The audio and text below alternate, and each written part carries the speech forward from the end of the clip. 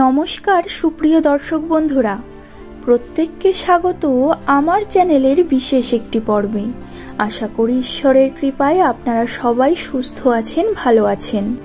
আজ 2025 সালের 23শে এপ্রিল বুধবার। এস নামের মানুষদের কেমন কাটবে তাদের ভাগ্যফলজনিত বিভিন্ন বিষয়বস্তু আমি আপনাদের জানাবো।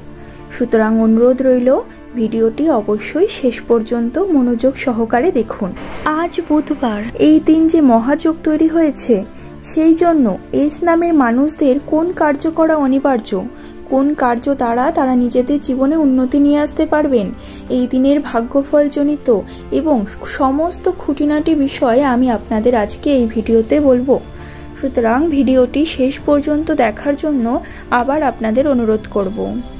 দর্শক বন্ধুরা, বলে রাখি, আপনাদের এই চ্যানেলটিতে যাদের নামের প্রথম অক্ষর এস দিয়ে শুরু, সেই সমস্ত মানুষদের ভাগ্যচক্রের বিভিন্ন তথ্য আমি জানিয়ে থাকি এবং জ্যোতিষশাস্ত্র নিউমেরোলজির গণনা থেকে এই বিষয়গুলি জানানো হয়ে থাকে। যদি আপনার নামের প্রথম লেটার এস হয়ে থাকে বা আপনার কোনো প্রিয়জনের নাম, তবে চ্যানেলটিকে অবশ্যই সাবস্ক্রাইব করে নেবেন। তবে চলুন বন্ধুরা, আজকের ভিডিওটি শুরু করা যাক।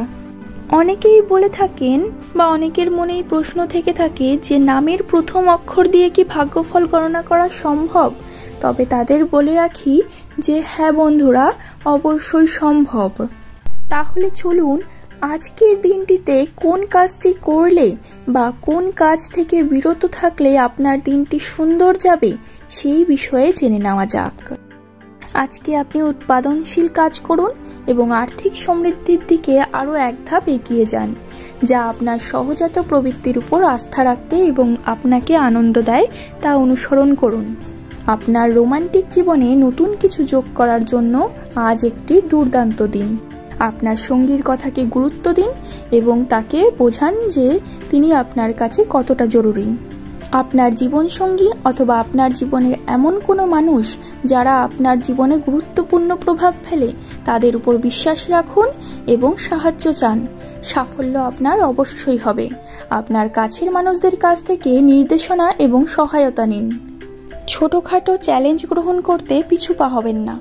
কর্মক্ষেত্রে আপনি প্রত্যাশা পূরণ করবেন।